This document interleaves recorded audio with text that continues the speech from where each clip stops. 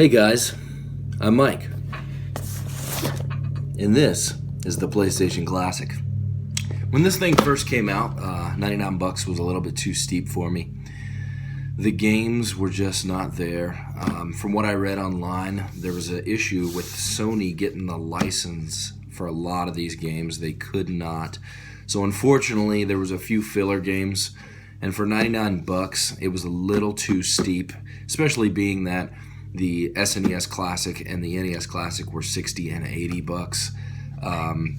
Those had a lot better games, and so we look at this box here. We've got that classic look on the front. They did a really good job nailing that classic feel, that nostalgic look. On the side of the box, one of the first things I was excited to see was that it was going to come with two controllers. The NES Classic only came with one. They did give us two on the SNES Classic, and we need to continue that trend. It's always nice to throw in that extra controller. All right, on the back we have a list and pictures of all of the games here. Some of the notable ones are going to be Cool Borders 2, Grand Theft Auto, Metal Gear Solid, Oddworld, Rayman, Resident Evil Director's Cut, Twisted Metal, Tekken 3, and Siphon Filter. Alright, as we look at the other side of the box here, we have more pictures and a SKU number. Not important there. So let's get inside of this thing, see what we got, see what comes in the box. As we open it, we get a box within a box. Alright, first things first, we have the instruction manual. Nobody cares about that. Alright, let's move on here. We got a nice little PlayStation logo there. As we get inside of this second box, the first thing we're going to see is a slide-out tray with the product. That's what we all came here to see, the PlayStation Classic. First impression, this thing looks good.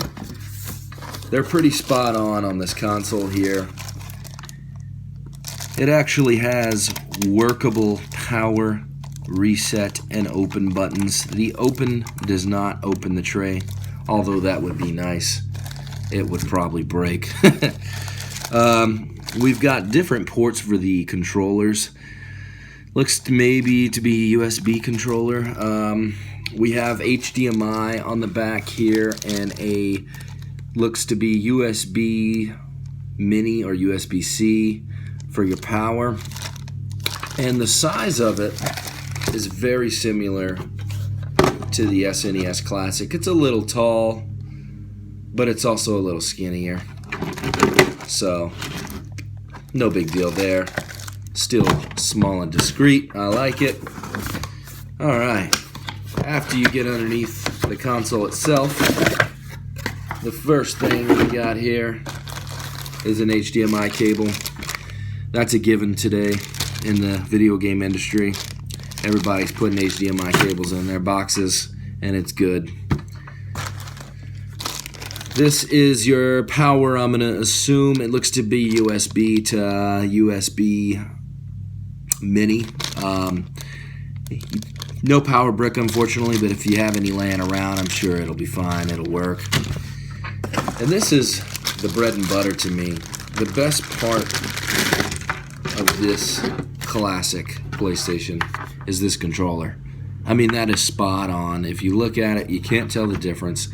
They didn't add the version with the analog, and I'm okay with that, because if you're talking about PlayStation Classic, you're talking about this controller. The analog didn't come out for maybe a year or two after the PlayStation launched. So if you're talking the original, this is the controller to have.